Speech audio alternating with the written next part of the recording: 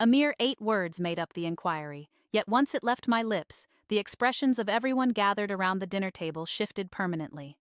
At 19 years old, having been a wife for barely 7 months, I was considered mature enough to labor from dawn until nightfall, manage a household, and navigate the responsibilities of marriage. However, on that particular afternoon, surrounded by a large gathering of relatives, I discovered that being mature enough to voice a question carried an entirely different meaning. The morning had started with the familiar structure of any given Sunday. Our congregation had gathered for worship at the homestead of my husband's uncle, where the rooms were lined with rows of wooden benches. Following our traditions, the women sat together on one side while the men occupied the other, their voices raised in shared hymns that resonated through the house. Nearby, children exchanged quiet whispers under the assumption that the grown-ups were oblivious, all of us moving within the predictable cadence of traditional life. Once the formal worship concluded, everyone remained for the communal meal, with expansive tables arranged throughout the barn to accommodate the gathering. The surfaces were laden with an abundance of roast chicken, homemade bread, noodles, garden vegetables, and pies, far more than necessary to satisfy the assembled crowd. Conversations flowed casually, touching upon the weather, upcoming harvests, community weddings, and recent births.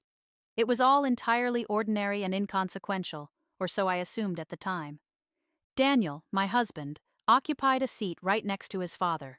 True to form, at 26 years old, Daniel was industrious, well-regarded, and thoroughly dependable.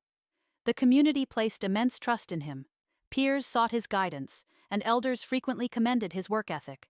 He never raised his voice, never initiated conflict, and never gave anyone a reason to question his character. My admiration for him was deep and genuine. The difficulty, however, lay in the fact that this admiration was so universal that no one ever thought to challenge his perspective, even in moments when a challenge was warranted. As the afternoon progressed, the talk at the table turned toward a family residing in a neighboring district, whose eldest son was intending to relocate closer to the community where his wife's relatives lived. Immediately, several voices offered their critiques, most of which were critical of the move. People murmured that such a choice fractured kinship bonds, created unnecessary separation, and inevitably invited complications. The critical remarks persisted until Daniel's father finally offered his definitive view, stating that a husband is the one who must establish where his household resides.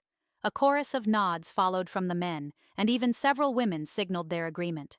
Then Daniel added his own thoughts in a tone that was perfectly calm and assured, noting that choices become straightforward once everyone recognizes their specific obligations. The remark seemed completely benign, standard, and unremarkable, drawing no visible reaction from the table, except from me. Something about his words struck a discordant chord, not because they carried malice, but because they felt incomplete. Initially, I kept my thoughts to myself, continuing to eat and listen while telling myself it was foolish to intervene. But the silence broke when Daniel's younger cousin offered a laughing remark, joking that such harmony only persists if wives refrain from inquiring too much. The surrounding laughter was louder than I anticipated, and even Daniel offered a subtle smile. That reaction caught me off guard, and before I could filter my thoughts, the inquiry slipped out, as I asked aloud when exactly asking a question had become a fault.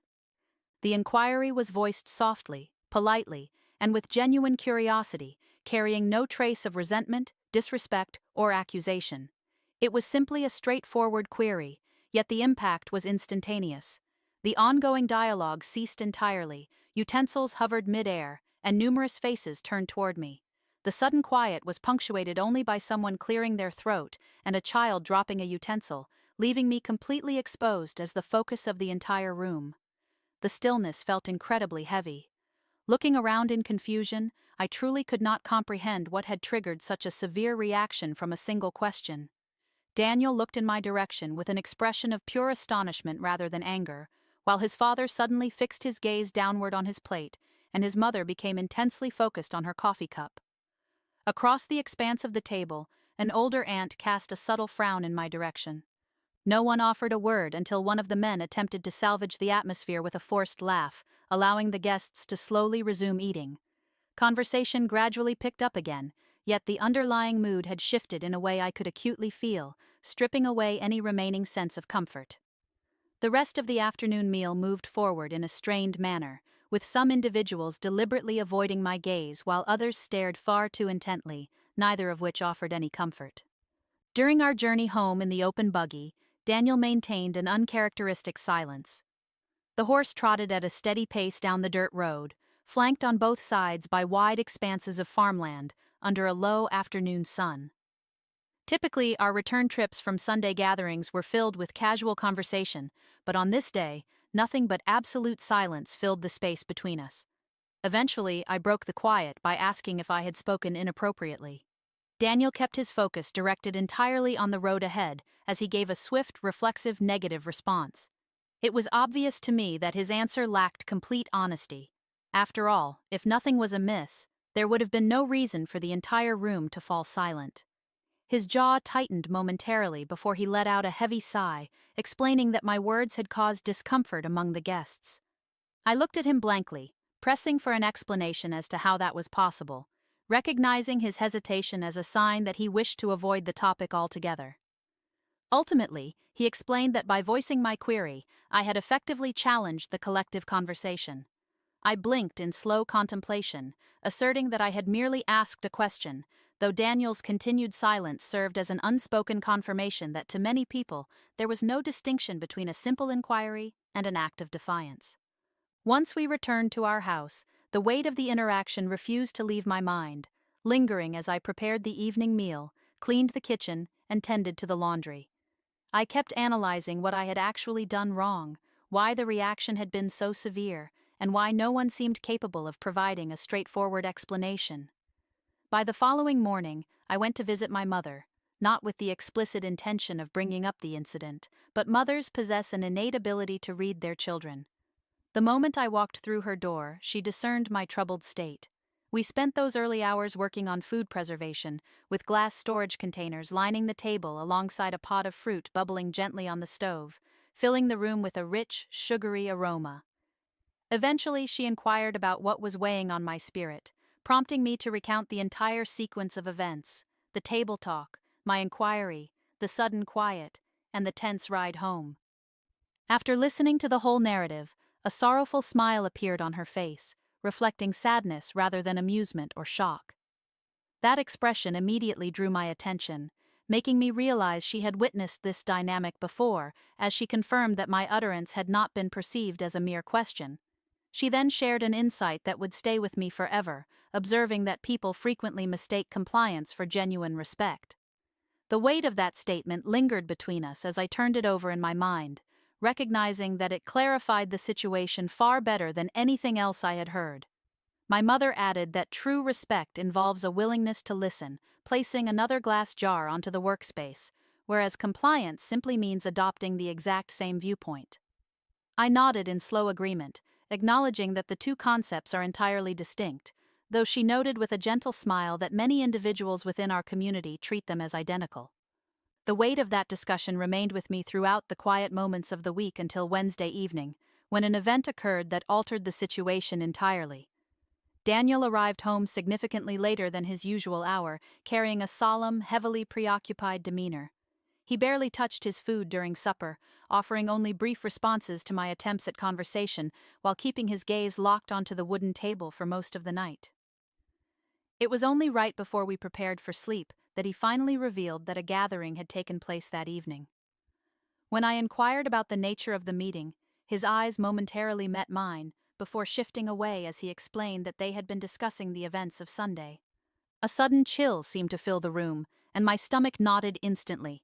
I knew without another word that my single question had not been dismissed by anyone, and whatever had transpired at that meeting carried far greater consequences than I had ever anticipated. Daniel remained motionless for a moment, standing near the kitchen workspace with his headwear still grasped in his hand, a deviation from his unbreakable habit of hanging it by the entrance before sitting down to eat. That detail alone signaled the gravity of the situation as he stood there, idly turning the brim of the fabric between his fingers while the flame of the oil lamp flickered between us. Outside, the homestead was enveloped in absolute quiet, but indoors, I could feel an impending storm.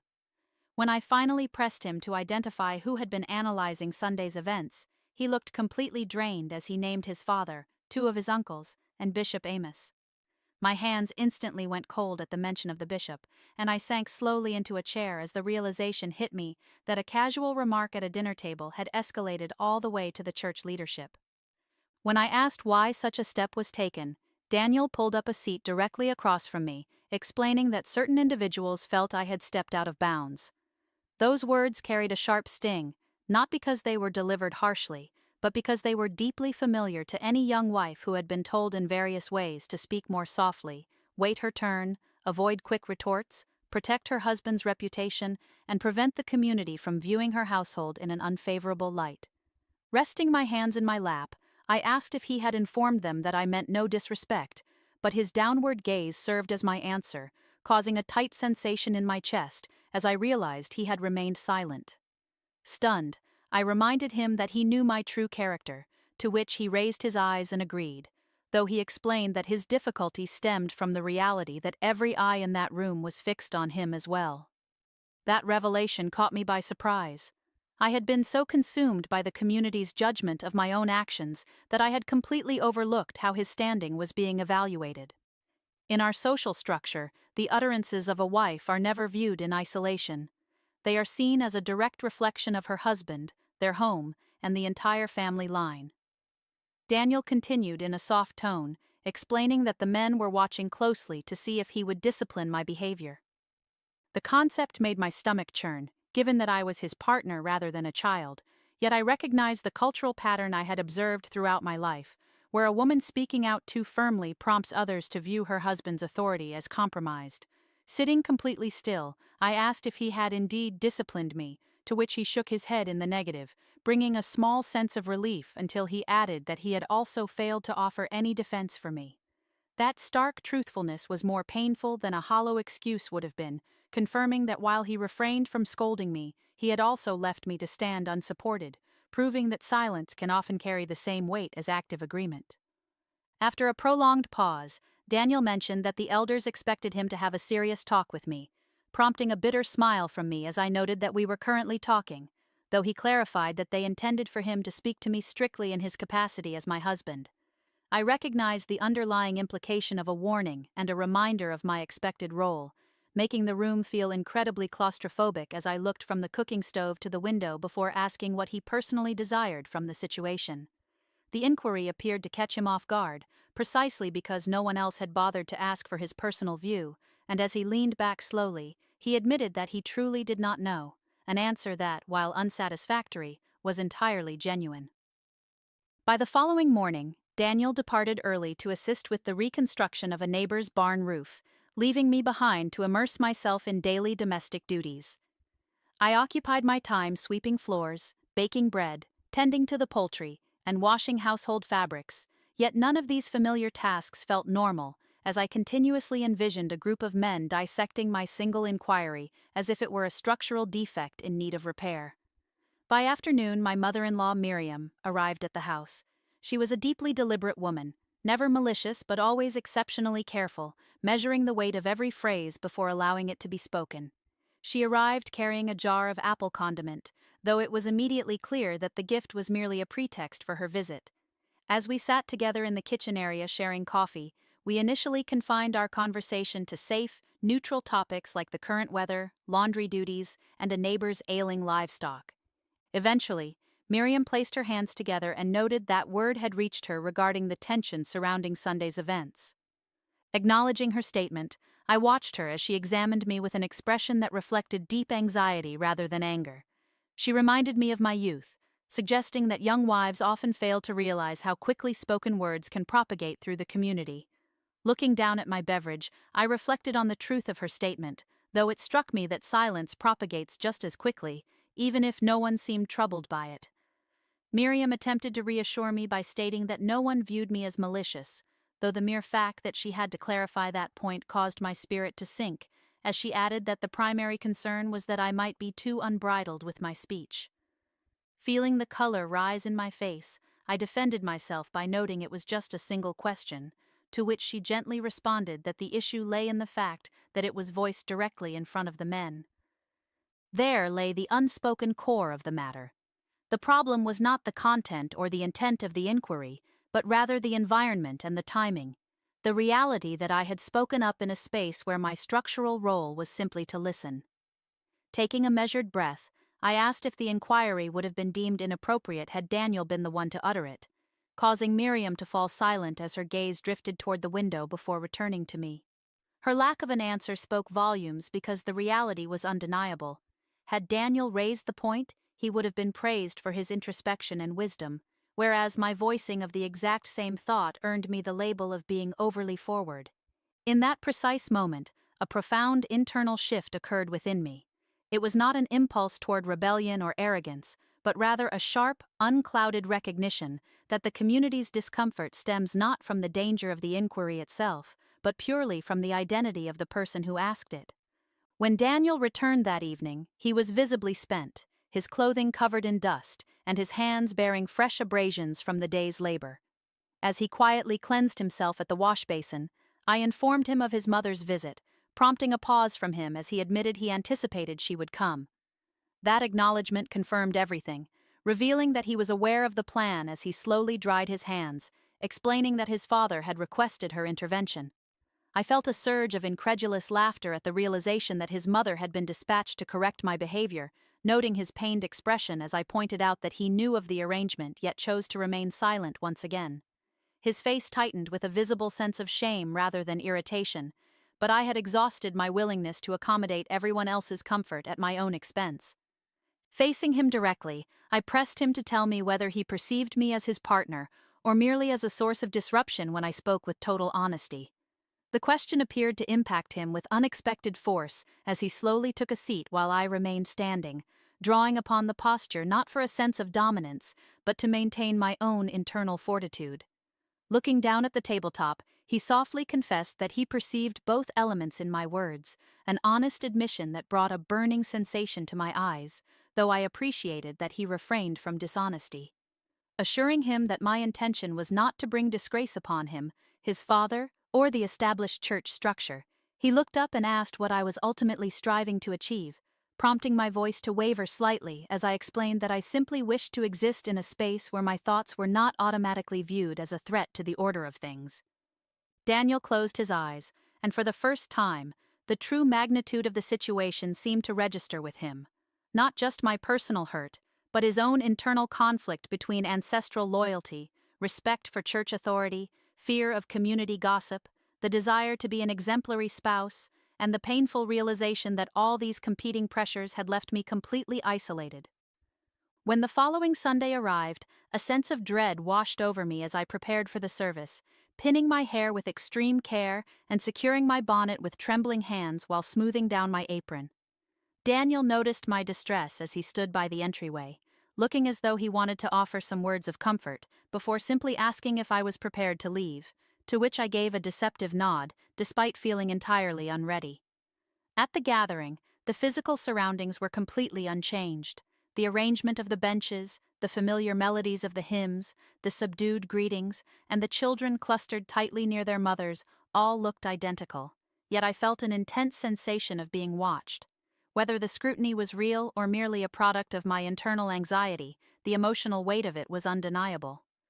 Following the communal meal, Bishop Amos approached Daniel, causing my stomach to tighten as the two men engaged in a quiet conversation near the entrance of the barn. Eventually, the bishop directed his gaze toward me, as did Daniel, causing time to slow down momentarily before my husband did something entirely unforeseen by signaling for me to cross the yard and join their circle.